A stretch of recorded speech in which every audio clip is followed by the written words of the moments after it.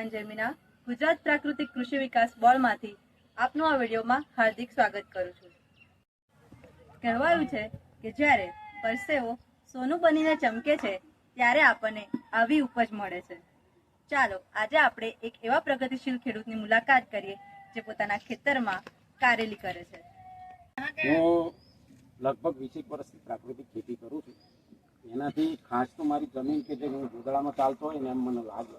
કે હું મારી જમીનમાં ગોદડાની અંદર ચાલતો હોય પૂછી લાગે છે। અને બીજું કે જ્યારે બી વરસાદનો માહોલ થાય અને સતત ઝરમર વરસાદ થાય તો મારા ખેતરમાં લગભગ આખા ખેતરની અંદર અળસિયા એટલા બધા છે કે સાહેબ એ એટલું બધું વર્કિંગ કરે કે જે અળસિયાની અંદરથી એમની પાછળ જે નીકળતી ઈસ્ટો એની અંદર ટોટલ નાઇટ્રોજન પોતાની ફોસ્ફરસ અને સાથે સાત તત્વો જે જોઈએ છોડને જોઈતું તમામ વસ્તુ આ અળસિયા જે કંઈ કુદરતી ખાતર એની જાતે બનાવે અને મારા છોડને આપે અને મારો છોડ એટલો બધો તંદુરસ્ત અને એટલું બધું સારું ઉત્પાદન આપે અને એનાથી ખાવાવાળા બી ખુશ અને હું પણ ખુશ છે કે મારે ઓછા ખર્ચની અંદર ખેતી સારી થાય છે અને માર્કેટ બી મને સારું મળે છે। તો કાકા,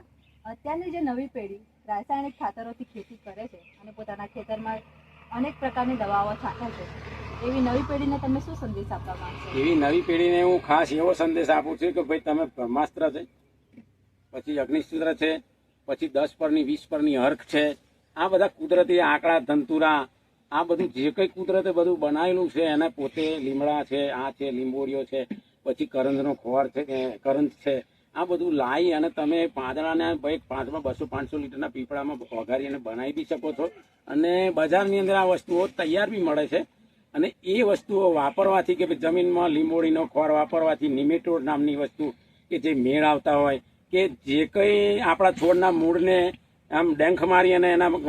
ગંઠમાં કૃમિ થાય અને પછી છોડ નબળો પડે, પણ તમારા ખેતરમાં જો તમે દિવેલીનો ખોર છે, કરણનો ખોર છે, પછી લીમડાની લીંબોડીનો ખોર છે, આ તમારા ખેતરની અંદર જ્યાં વાવણી કરવાની એ ચાસ ઉપર જો તમે વાવણી નાખી અને એની પર વાવણી કરો તો જમીનજન્ય જે કંઈ જીવાતો છે એ ટોટલી તમારા ખેતરમાં આવે નહીં એવો મારો અનુભવ છે। અને હું મારા જે કંઈ સાથી મિત્રો છે કે જે અત્યારે રાસાયણિક ખાતરોનો બહુ બહોળો ઉપયોગ કરી રહ્યા છે છતાં એમનો ખર્ચ વધી રહ્યો છે અને આવક ઘટી રહી છે, એટલે મારા ખેડૂત મિત્રોને નવા ખેડૂત મિત્રોને મારે એવી ચોક્કસ સલાહ આપી છે કે ભાઈ તમે જે કંઈ કરી રહ્યા છો એના કરતાં આ જે પ્રાકૃતિક ખેતી છે, ગાય આધારિત ખેતી છે, એ પોતાના ઘરે ગાય રાખો તો પોતાના બાળકોને પોતાને સ્વાસ્થ્ય માટે સારું ખાવાનું બી મળે અને આપણી જે જમીન છે ધરતી માતા એની તંદુરસ્તી પણ વધે। તો હવે પછી આ બધા ખેડૂત મિત્રોએ કે જે આપણા બાપ દાદા 100 વર્ષ પહેલા ખેતી કરતા હતા એ ખેતી હવે કરવાનો સમય પાકી ગયો છે